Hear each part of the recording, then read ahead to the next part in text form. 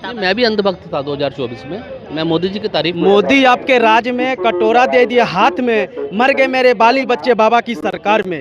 जो तुझको मंजूर नहीं था फूल।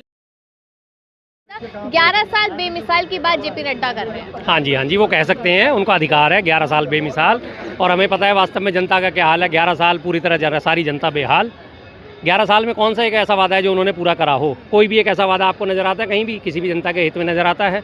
आज पूरी की पूरी भाजपा पार्टी कह रही है 4 ट्रिलियन डॉलर की अर्थव्यवस्था हो गई है। उस 4 ट्रिलियन डॉलर की अर्थव्यवस्था होने के बावजूद भी आज जो है नवजातों के जो प्रसव हो रहे हैं, झाड़ियों में हो रहे हैं, फर्श पे हो रहे हैं। ये स्वास्थ्य सेवाओं का हाल है। बेरोजगार लगातार प्रदर्शन कर रहे हैं, ये हमारी रोजगार की प्रणाली का हाल है। पूरी की पूरी जनता 5-5 किलो, 81 करोड़ जनता जो है 5 किलो राशन पे निर्भर हुई पड़ी है। ये हमारी 4 ट्रिलियन डॉलर की अर्थव्यवस्था का हाल है। कैसे कैसे बेमिसाल है, क्या उन्होंने करा है ऐसा 11 साल में? 11 साल में आपातकाल देख लीजिए, अघोषित आपातकाल लगातार है। अभी पीछे ही उन्होंने वहाँ पे यूपी में फिर एक पत्रकार को जेल भेज दिया है। पत्रकार अगर कोई रिपोर्ट प्रकाशित कर देते हैं, सरकार के खिलाफ कोई बात शुरू कर देते हैं, सरकार की आलोचना शुरू कर देते हैं, तो उठा के उन्हें सीधा जेल में भेज दिया जाता है। कितने शानदार साल है ना, 11 साल जनता बेहाल। आपने राशन की बात की, लेकिन जेपी नड्डा जी कह रहे हैं कि 30 करोड़ गरीब गरीबी रेखा से ऊपर आ चुके हैं। हाँ बिल्कुल आ चुके हैं जी, उनके हिसाब से आ गए हैं। आज 2014 से पहले सिर्फ 22 करोड़ लोग थे जिनके पास बीपीएल का कार्ड धारक हुआ करते थे। बिलो पॉवर्टी लाइन, गरीबी रेखा से नीचे 22 करोड़ लोग हुआ करते थे। मोदी जी को तो आगे तरक्की करनी है। मोदी जी को 22 करोड़ की रकम तो अच्छी नहीं लगी ना, गिनती अच्छी नहीं लगी। उन्होंने रहा कि सीधा 81.5 करोड़ में पहुंचा दिया उस लाइन को। आज 81.5 करोड़ लोगों को 5 किलो राशन दे रहे हैं, और वो भी मुफ्त दे रहे हैं। मतलब 81.5 करोड़ लोगों की आज ये हैसियत नहीं है कि वो 5 किलो राशन, जिसकी कीमत कितनी बनती है, अगर MSP के हिसाब से लगाया जाए, एवरेज 20 रुपये के हिसाब से लगाए, तो मात्र 100 रुपये। 5 किलो राशन की कीमत सिर्फ 100 रुपये बनती है। वो 100 रुपये का राशन नहीं खरीद सकते। क्या देश में हालत है। और वो कहते हैं कि जी हमने गरीबी रेखा से लोगों को ऊपर उठा दिया। कितनी शानदार बात है। इनसे बड़ा झूठ कोई बोल ही नहीं सकता पूरी दुनिया में। जेपी नड्डा एक और बात कहते नजर आए कि आज बच्चा ये कह रहा है कि मोदी है तो मुमकिन है। बिल्कुल, मोदी है तो मुश्किल है। इस देश में लोगों का जीना, इस देश में लोगों का कारोबार करना, व्यापार करना, उनको रोजगार मिलना, मोदी है तो मुश्किल है। ये मोदी है मुमकिन है। भारतीय जनता पार्टी के लोग हैं, उनके कार्यकर्ता हैं, अंधभक्त हैं। जिस तरह की भाषा वो बोलते हैं, हकीकत जो धरातल पे देश की स्थिति ये है कि मोदी है तो मुश्किल है खाना, कमाना और रहना। ऐसा तो नहीं कि जो भी आपने अंधभक्त जैसे शब्द का इस्तेमाल किया, ऐसा तो नहीं है कि उन लोगों को दिखता है मोदी जी का काम, आप लोगों को नहीं दिखता? मैं भी अंधभक्त था 2024 में। मैं मोदी जी की तारीफ करता था, भारतीय जनता पार्टी की तारीफ करता था। मोदी जी से प्रेरित होके, उनके भाषणों से प्रेरित होके मैंने पकौड़े का व्यापार शुरू किया। लेकिन मोदी जी ने इतने निर्मम तरीके से, जब मैंने पकौड़े का कारोबार शुरुआत किया, तो मोदी जी ने बेसन पे GST लगा दी, मोदी जी ने तेल पे GST लगा दी, मोदी जी ने कढ़ाई पे GST लगा दी। तो 50 रुपए के 3 पकौड़े कौन खाएगा? कहते बड़े महंगे हैं भैया, महंगाई बहुत ज़्यादा हो रही है। तो मेरा कारोबार पकौड़े का भी बंद हो गया। तो ये जो कहते थे स्टार्टअप इंडिया हमने शुरू करना है, ये हालत हो चुकी है। देश की राजधानी है दिल्ली। इस देश की राजधानी दिल्ली में जो गरीब लोग हैं, उनका जीना मुहाल हो चुका है, जीना मुश्किल हो चुका है। और लोग आज याद कर रहे हैं अरविंद केजरीवाल जी को और कांग्रेस पार्टी को। देखिए, जब देश के अंदर भारतीय राष्ट्रीय कांग्रेस पार्टी का शासन था, तब देश के अंदर उन्नति थी, समृद्धि थी, प्रगति थी। देश के हर व्यक्ति के जेब में पैसा होता था, उनके बैंकों में पैसा होता था। आने वाले दुख दिन के लिए, बेटी ब्याह की शादियों के लिए, हमने कोई लोन चुकाना है, कुछ भी है, तो कांग्रेस पार्टी ने एक ऐसी व्यवस्था बना के रखी थी कि सबके साथ सुख दुख साझा किया जाए। और ये भारतीय जनता पार्टी सिर्फ अपने अडानी और अंबानी के हित में लगी हुई है। इसलिए देश इतना गर्त में जा चुका है कि आपने 2 लोगों को समृद्ध करने के लिए पूरे देश की राजनीति में आपने एक तरह से जो सुधारीकरण करना चाहिए था, उसका आपने व्यापारीकरण करके देश के लोगों को आज झुग्गियों तक में रहने से मरहूम कर दिया है। ये झुग्गियाँ क्यों तोड़ी जा रही हैं? क्यों तोड़ी जा रही हैं झुग्गियाँ? अवैध जगह है, कब्जा कर रखा है। बिल्कुल सरकारी है, जमीन सरकारी है, तो सरकार किसकी है? सरकार जनता की है।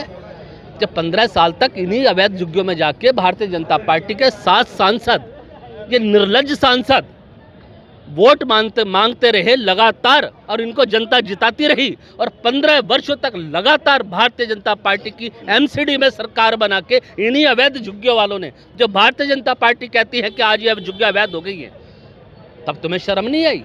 तब तो जाके वहाँ पे रात को लूडो खेलते थे, कैरम बोर्ड खेलते थे, ताश के पत्ते खेलते लेकिन थे। रेखा गुप्ता की अगर मैं स्पेशली बात करूं तो उन्होंने मद्रासी कैंप लेकर आई कि कोर्ट का फैसला था वहां से झुग्गियां हटाने का और हमने वो काम किया और उन लोगों को हमने दे दिया है मकान तो नरेला साइड। तो माननीय मुख्यमंत्री जी इस बात को भी सार्वजनिक कर दें कि कोर्ट में गया कौन, कोर्ट में अवैध झुग्गियों के खिलाफ गया कौन, डीडीए गया या बीजेपी की सरकार गई?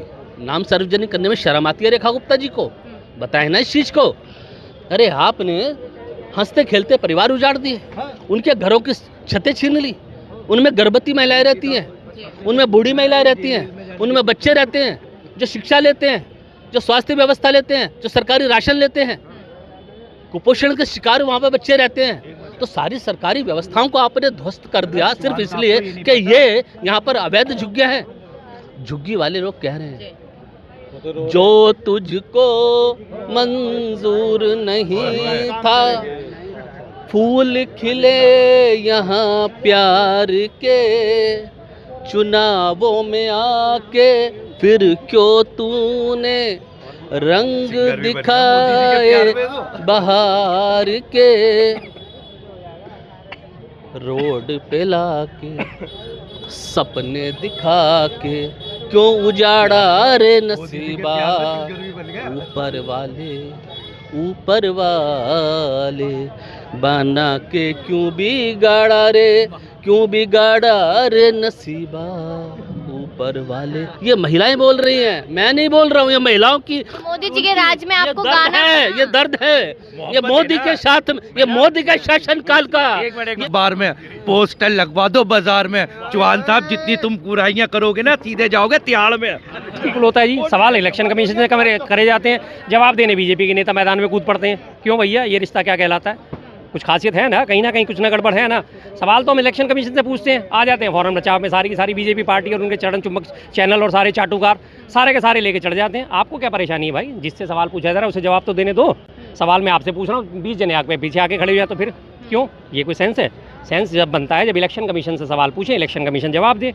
इलेक्शन कमीशन जवाब देने को तैयार नहीं होता, इलेक्शन कमिश्नर आते हैं, बैठते हैं, शायरी करते हैं और निकल लेते हैं। भाई डाटा सार्वजनिक क्यों नहीं कर रहे? अब जाके उन्होंने थोड़ी सी ये बात मानी। राहुल गांधी के पास कुछ है ही नहीं पूछने के लिए, इसलिए रिपीट सवाल। बिल्कुल रिपीट करेंगे हम तो 5 बार, 10 बार, 20 बार, 50 बार, 100 बार रिपीट करेंगे। आप डिटेल दे दीजिए, मुंह बंद कर दीजिए। आप क्यों नहीं लास्ट टाइम की फुटेज जारी करते? आपने क्यों ये बात बोली कि हाँ जी लाखों घंटों की फुटेज है? आपको क्या परेशानी है भाई? आप फुटेज जारी कर दो, लाखों घंटों में से जो हमारे मतलब की होगी हम अपने आप छांट लेंगे। हमारे कार्यकर्ता मौजूद हैं बैठे हुए छांटने के लिए। हमने आपसे तो नहीं कहा कि इन लाखों घंटों की फुटेज में से हमारे को इन 3 घंटों की फुटेज निकाल के दो।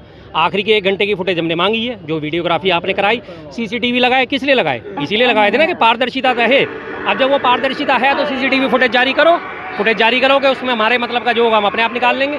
दे दीजिए हमें फुटेज, दे दीजिए हमें सारा डाटा फॉर्म 17C का मिलान करके दे दीजिए। 3 दिन बाद, 4 दिन बाद, 5 दिन बाद, 7 दिन बाद जाके डाटा में फ़र्क क्यों आ रहा है? और वो भी 10% का फ़र्क आ रहा है। क्यों आ रहा है? उस 10% का हिसाब दीजिए ना, क्यों आया वो 10% का फ़र्क? एक तरफ आप कहते हैं कि आज हाईटेक है, टेक्नोलॉजी हाईफाई है, सेकंडों के अंदर काम हो जाता है, और आज की डेट में वास्तव में बात सही है।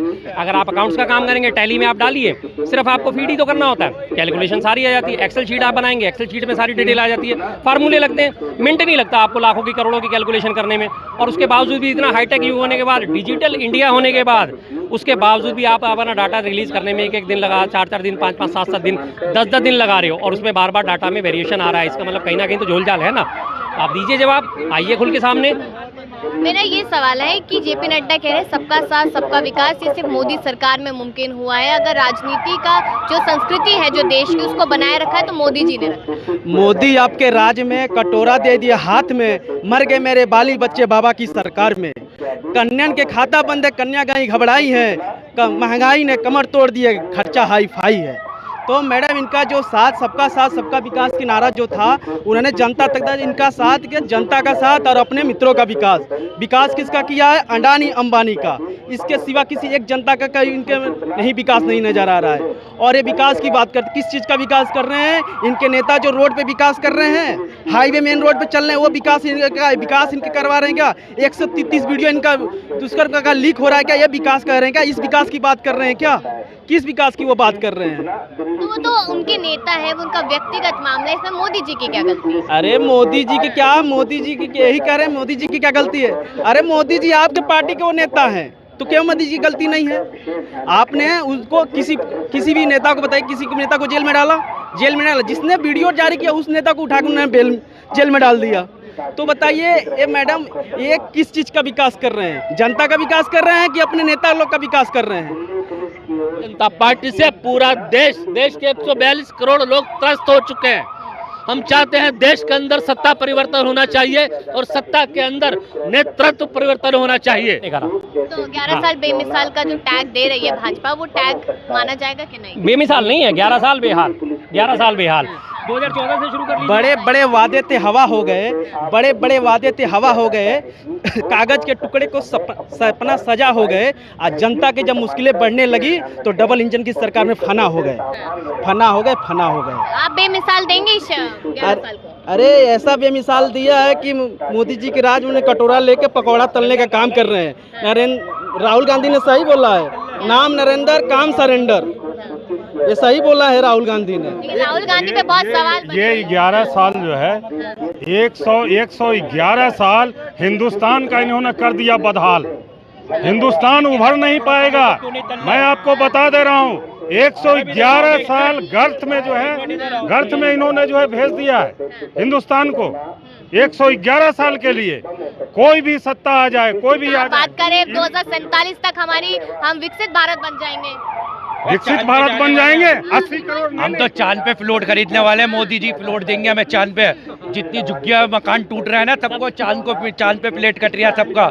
जिसको चाहिए बताओ, रजिस्ट्रेट करवाओ अपना। लगता है 47 तक विकसित हो जाएंगे। अरे चांद पे भी पहुंचने वाले हैं हम, चांद पे प्लॉट मिलने वाला है हमें। ये बातें करना अपने पकौड़ा तलने चिंता मत कीजिए। आपने अभी जो है एक वक्ताओं से जो आपने सवाल किया था कि झुग्गी झोपड़ी वाले को कहाँ मिला है मकान, पे मिलेगा। तो अब जो है ना, अब ट्रम्प जो है ना, मित्र जो है इनके मोदी जी के, ट्रम्प ने कह दिया है मोदी जी को, ये भी ऐलान कर देंगे। क्या कह दिया? ये इतना झूठ बोलते हैं ना कि आप चिंता मत करो। दिल्ली में एक मिनट बता रहा हूँ, ये भी वो कहेंगे आने वाले दिन में कि आप घबराओ नहीं, दिल्ली में मुझे मकान तोड़ने दो, हम अमेरिका में तुमको जो है प्लॉट देंगे। ये भी बोलने से वो ये नहीं होंगे, लोग खुश हो जाएंगे कि मोदी जी ने कह दिया। अरे ट्रम्प जो है उनके मित्र हैं। अमेरिका वालों ने तो चेनों हथकड़ियां बांध के भेजा हमें। अमेरिका वालों ने तो चेनों हथकड़ियां बांध के भेजा हमें। हमें अमेरिका कैसे भेजोगे? हमें चांद पे भेजेंगे मोदी जी। डायरेक्ट प्लॉट मिलेगा चांद पे हमें। जाओगे या नहीं जाओगे? नहीं, लेकिन हम लोग जो है वो रियलिटी में वो चैन बांध के भेजे है ना। मोदी जी जब कह देंगे ना कि घबराओ नहीं, तुमको अमेरिका में प्लॉट मिलेगा, मोदी मोदी मोदी करना हम लोग शुरू कर देंगे। ये तो हमारी अंधभक्ति है। घर घर